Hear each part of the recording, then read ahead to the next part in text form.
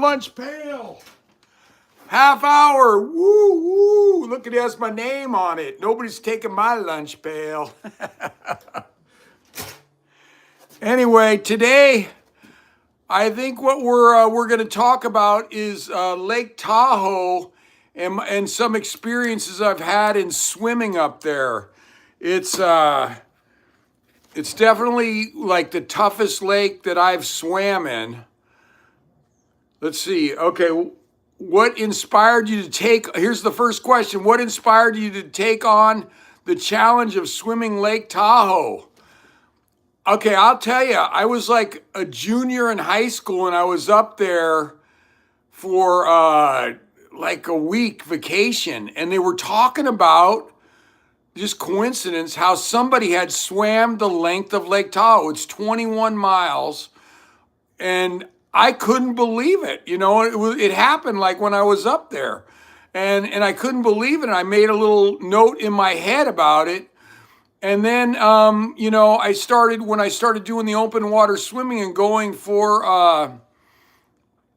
the English Channel, you know, just people down at the South End Club, there's a lot of people who've swam the length of Tahoe. And so that really got me intrigued because Tahoe is right in our backyard. It's like a 4-hour drive away. And I used to vacation up there every year, you know, with my family and all that stuff. So I loved it. So anyway, yeah, so that's what inspired me to swim Lake Tahoe. But it's a beautiful lake, but it's a really tough swim. I mean, like really, really tough. And I think the challenge is, what the main challenge for me, there's two things. One is it's at altitude. So it's like 6,000 feet or something above sea level, which really makes it a lot more difficult than swimming in the bay or even in the English Channel. You know, I mean, I compared it to the English Channel, and I felt like the English Channel seems, except the English Channel has storms that blow in, but you know, it just seems easier.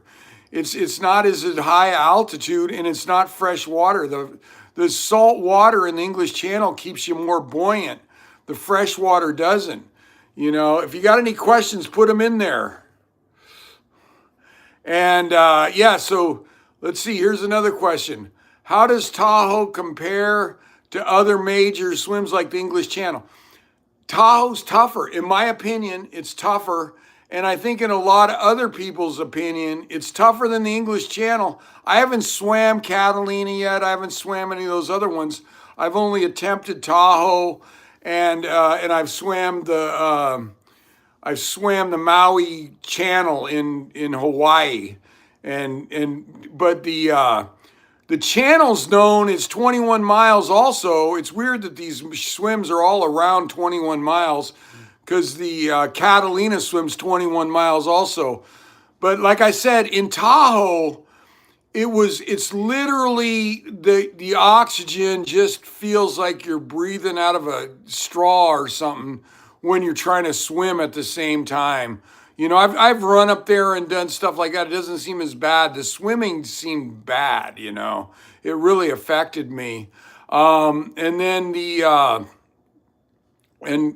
Yeah, the swimming, and then the fresh water. It's just, there's no forgiveness of if you don't have great technique, which I don't. I'm working hard on my technique all the time, but I don't have great technique at all. But you know what I mean? You are going to, you need the buoyancy. You know, that salt water just gives you the buoyant and gets your legs up, like this. So you're swimming across like this, instead of like, sometimes my legs sink, like a lot of times my legs sink in fresh water, although I'm working really, really hard at not doing that, you know. And so that makes it much more difficult for me. So, but I've done a lot of training, not a lot, but some training swims up there for sure. And last year I did a couple, relays across the lake, which I think is a great way to get used to the altitude, the fresh water. It's really great way to get used to it, is swimming a relay. We just did one, we did with ones across the width. And, I took an 8 years off from swimming after my last English Channel attempt. So I was kind of burnt on it. But one thing that I did, so my longest swim in the channel was I swam 20 miles, right? Almost 11 hours of swimming. And then they put it, they put up a sign said 4 miles to go.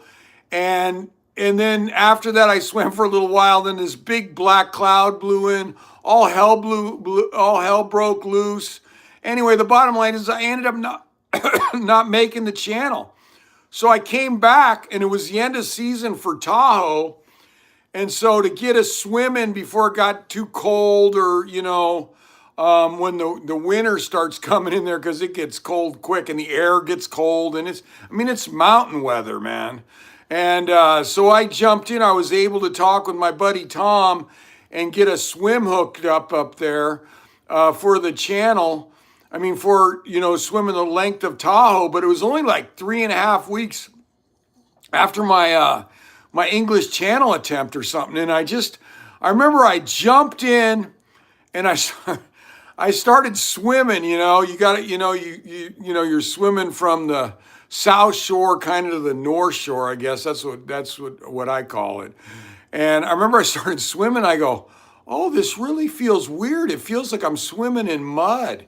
Like it just didn't feel like water. And I think it was like every stroke was so heavy. And to me, I think what it was I was still tired from the channel. I was just tired from the channel, and the water literally felt like I was swimming in mud. But I hated that I didn't make that channel so bad that I was so determined that I just kept swimming. And I don't remember exactly how long I lasted there, but it was somewhere between 14 to 16 hours in Tahoe. And I only end up swimming a little more than half of it. So it's 21 miles. I probably swam 11 or 12 because I was so exhausted still from swimming the channel, So anyway, I think it's a really great place for me to train for the English Channel, because the altitude is just, when you get that, this is what I would imagine. I know it works for running, but then when you come down to the lower altitude and you've been training up above, it feels like you kind of got an extra gear in your motor, man. Woo woo! At least when I run, it feels that way. You feel better when you go down below. Here's another question: what kind of mental preparation did you do before getting in the water? I'm probably doing more mental preparation now. My next English Channel attempt is 2027. That was the earliest I get on.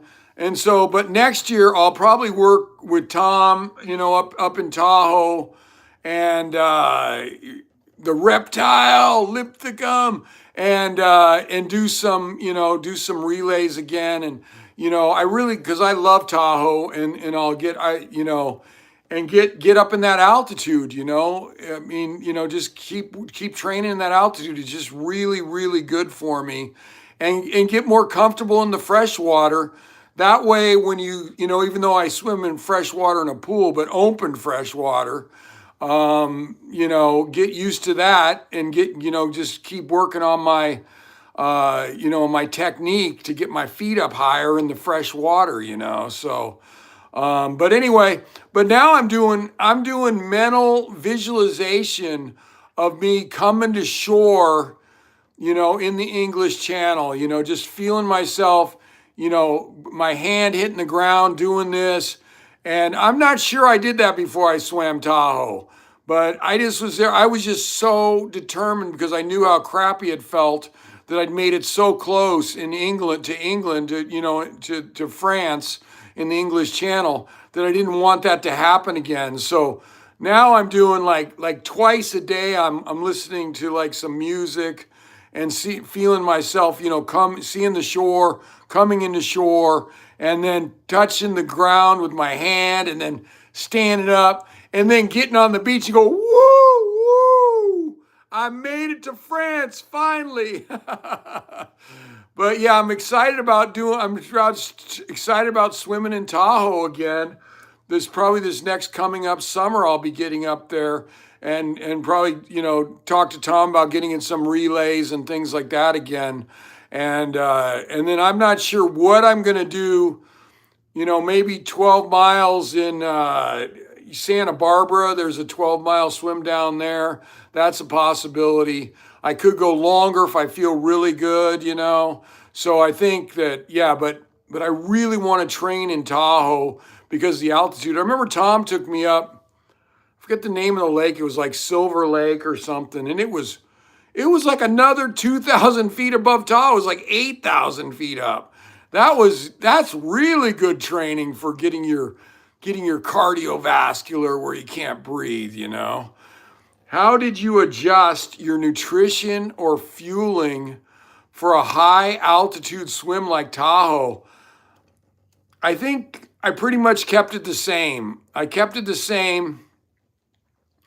Yeah, I think what I was doing was mashed potatoes for each half hour feed. You can't, in the English Channel rules and Tahoe rules, there's no touching the boat, so you tread. And that's the thing. Was way easier for me to tread in salt water and get my food in. So I'm doing like mashed potatoes in a sandwich bag and just squeezing them in there. And then I'm doing, they throw it to you on a rope. And then I'm doing, like a fruit drink the other half hour. And so very difficult for me doing that in fresh water. I got to really still work on that. Because you're treading with one arm and, it's just, yeah, I wouldn't say I was great at it before, and I'm still not great at it. I'm pretty good at drinking. I'm doing my feeds in salt water, but not that good in fresh water. It definitely takes another level of treading, although I've been working on my treading. Maybe I'll go out for the water polo team. Maybe not. So yeah, I think I didn't really adjust my nutrition. I think I'm doing, kind of easy to digest or trying to do easy to digest food anyway down, which is, like the mashed potatoes were very liquidy and I'm squirting them in, and then like a fruit drink that was very liquidy also. So I'm trying to do everything is quick and pretty liquidy, What was what was the most difficult stretch of the lake to get through? So I didn't make it all the way across. Like I said, I made it, I don't know, like 12 miles or so, whatever it was, a little over halfways. But I remember I said the biggest thing that I did when I was in the channel, like I said, I swam the channel just like 3.5 weeks or a month before. And I kept looking up and kept looking for the shore in France, and it drives you crazy because it takes forever till you can even see it, and then to get close to it takes forever. It really psychs you out when you keep looking up and it's still so far away. Also, you're at water level looking. So in Tahoe, I told myself, I'm not going to look till like 12 hours or something like that, or whatever. I can't remember what I said. Maybe it was like, maybe I thought I would, I don't know. Maybe I thought I would be close to over there or, within seeing distance of North Shore in Tahoe after like 12 hours. I remember I looked up at 12 hours and I was only like halfways or not even halfways.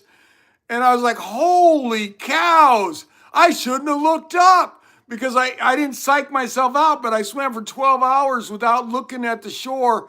And then when I finally poked my head up, I go, oh my God, that's a long ways away.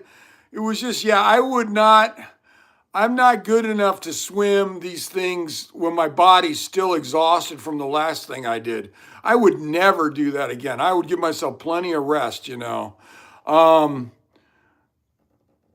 what role did your support? Well, I know my support crew did great, up in Tahoe. I mean, so they're throwing me the food, they're doing this, they're giving encouragement. I know Tom was really encouraging, and when I told him I'm probably not going to be able to make it, Tom has this thing that I love, and I just talked about it on my on one of my Go for Greatness series, the reptile. I talked about the reptile. And but he likes you to make it to shore. You know what I mean? He likes you to make it to shore. And he likes you to land on the sand. It's like his thing. It's like always practice. Like even when I showed up at the beach, getting ready, and it's like 2 or 3 in the morning, whatever it is, you're early. And so I'm in all my clothes, and then it's like, he's got his boat there, and you could easily get on his boat and get dressed, but he doesn't, it's docked, but he says, no, you're not getting on this boat. You don't practice getting on the boat. You go change in the restroom. So I went down, changed in the restroom. He does not want you getting used to being on the boat. I love that. I love that. I love that. But I remember he was sitting there when I was exhausted. I started throwing up more from exhaustion than anything else. And it was like, Bill, you got to make it to shore. Like get out. You got to get out on the sand. You got to make it to shore. And shore was like 3 miles away. I took about 3 or 4 strokes and started throwing up again. I don't think it's happening, Tom. I don't think I'm going to make it to shore. And so I think that was basically the end of the swim. But he doesn't give up on you. Tom does not give up on you, man. He keeps throwing you motivation, keeps pushing you towards making it, man. I mean, I've had pilots in the English Channel that give up on you. If you're a slower swimmer, you got to have guys who want you to make it no matter how long it's going to be. I remember, he looked at me when I was like halfway. Tom, he goes, "Oh, it looks like it's going to be like a 30-hour swim or 20-something hour swim." He goes, "We're there for you, Bill. We're there for you."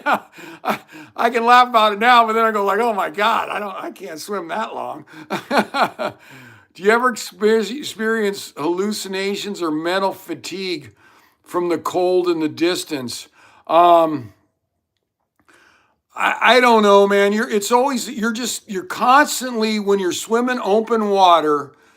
It's not as long as some of the other things I've done, like bike across America or even do my quadruple Badwater in Death Valley, which going across America took me 16 days, 18 hours a day on the bike seat.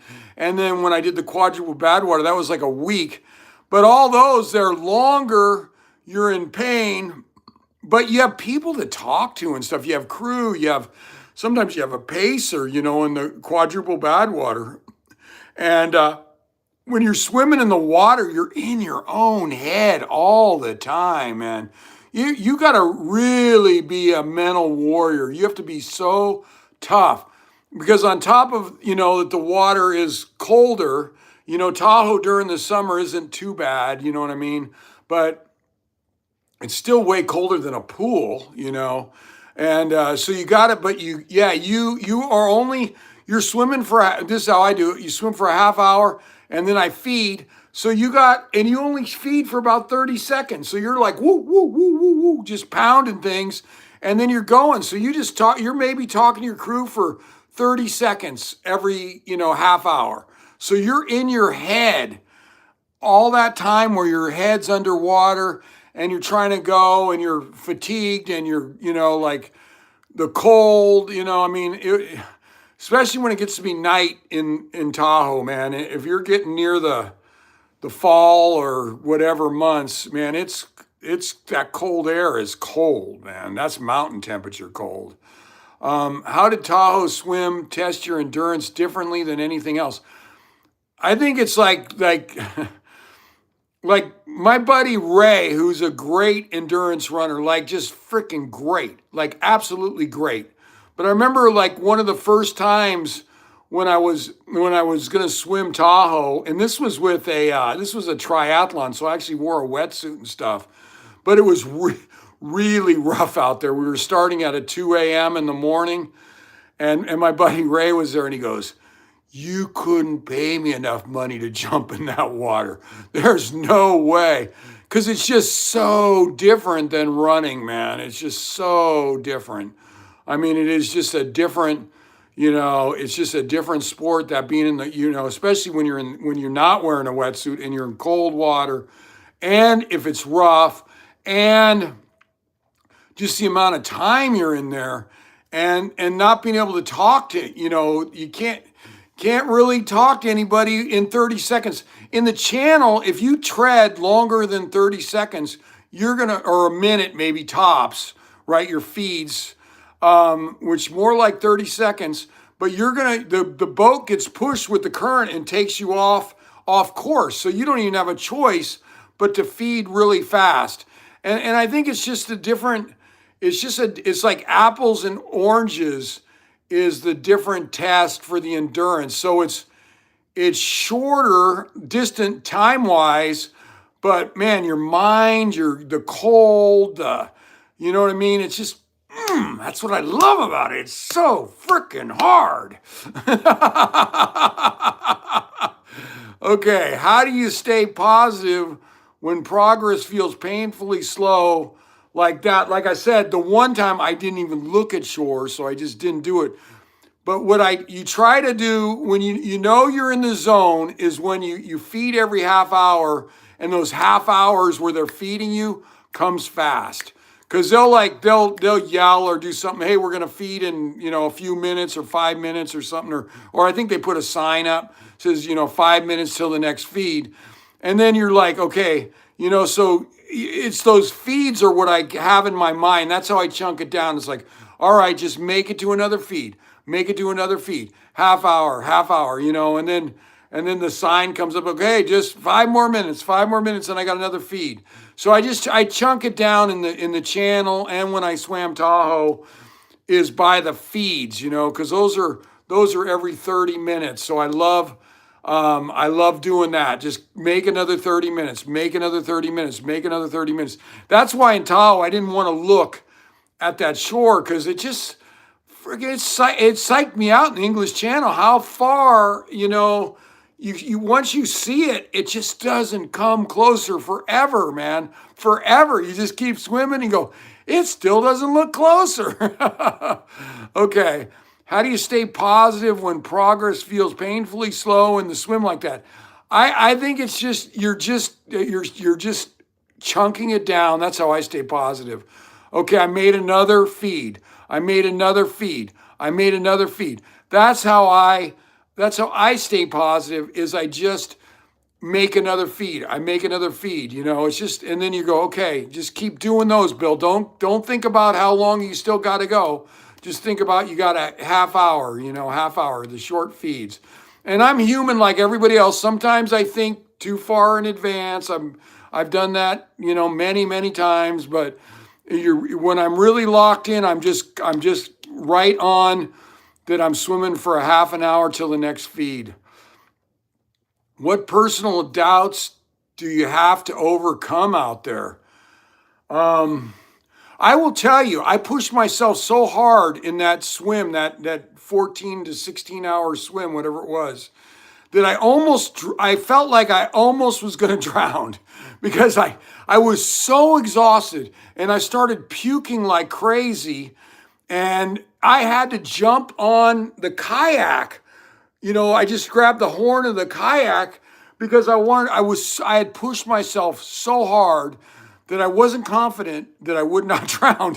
Because in fresh water, if you go down like this, like a torpedo. Woo! I didn't want to torpedo down. And I had great swimmers on the boat, but if you torpedo down, they're gonna have a hard time getting to you. So when I went back up there last summer, I hadn't swam in that lake in 8 years. And I was like, I had that puking up all my guts and feeling like I'm going to drown. Fear was up there, that I had to keep going, keep getting in there and getting in. It's like the same thing I've done on Denali, up on the mountain on Denali, where I'd fallen in the crevice and, had frostbite up there. So when I go up there, it's just a mental battle, man.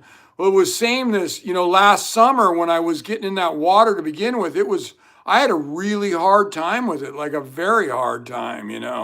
But, the more you do it, I think this visualization is going to help a little bit, but a lot, for finishing, but a lot of it is you just have to do it to get yourself more comfortable, to get yourself more relaxed in Lake Tahoe or any swim you're doing in the channel. It's just the more you do it, the more confidence you have, the more you can know how long you can last. I can last this long, I can last this many hours. And so, yeah, I don't even have to think about it because I know I can last 10 hours or 8 hours or whatever your long swim was. You can do that. How did you battle negative thoughts and how did you silence them? I try not to have negative thoughts. I mean, I try and crowd them out if I'm really, really in a bad place, because if I'm really in a bad place, I try and crowd them out. I'll start saying, what I do is sometimes I can't even say a sentence, like a affirmation. I think me and Jessie, my life coach, had put some affirmations together. I don't even know if I was working with her back then, but we've done that in Arrowhead where we have affirmations to crowd out when bad thoughts are coming in your head, so maybe for Tahoe would be like, all right, just enough, just keep swimming, just keep swimming, just keep swimming, just keep swimming, just keep swimming, just keep swimming. I don't know. And then I know that I've had times like in Death Valley when the hot's really hot, and all I can think of is like, I love the heat. I love the heat. I love the heat. I love the heat. I love the heat. So I'm kind of like putting reverse psychology in my mind. I love the heat. I love the heat. So in Tahoe, I don't know if I did it, but I would probably go, I love the cold. I love the cold. I love the cold. I love swimming for long periods of time. Woo, woo. So that's, I think, and then I've had times where, you can't even really, on Denali especially, when I've been climbing it and it really gets rough on my brain, I just say yes, yes, yes, yes, yes. Anybody can remember yes. So just one word, and I keep saying yes over and over again until that bad thought leaves. It's trying to get me. And then I just start relaxing and swimming or on Denali climbing again. When I get that negative thought, because it just is like kind of a rush. That it's a wave that hits you, me anyway, of negative. And then if you could fight it off, you're back in like, okay, that negative thought's gone. Now I'm just swimming. I'm just doing my thing. I'm just trying to make it. How do you know when to push harder versus to conserve energy? I think these things are so long that, I go into it in conserve energy mode right from the start, I might screw up in marathons, half marathons, 10Ks, things like that, where in the past I've gone out too fast. But when they get so long, I don't go out too fast. It's just overwhelmingly how far you got to go. So I'm pretty much in a nice steady mode right from the get-go, So anyway, I think we're about out of time. So I want to thank everybody who participated. This is the Lunch Pail Half-Hour signing off. Woo, woo. We'll be back next Wednesday at 1:30 Pacific time. No, 3:30 Pacific time. I was thinking of my real lunch. 3:30 Pacific time. Woo, woo. Lunch Pail Half-Hour signing out. Woo, woo. Thank you.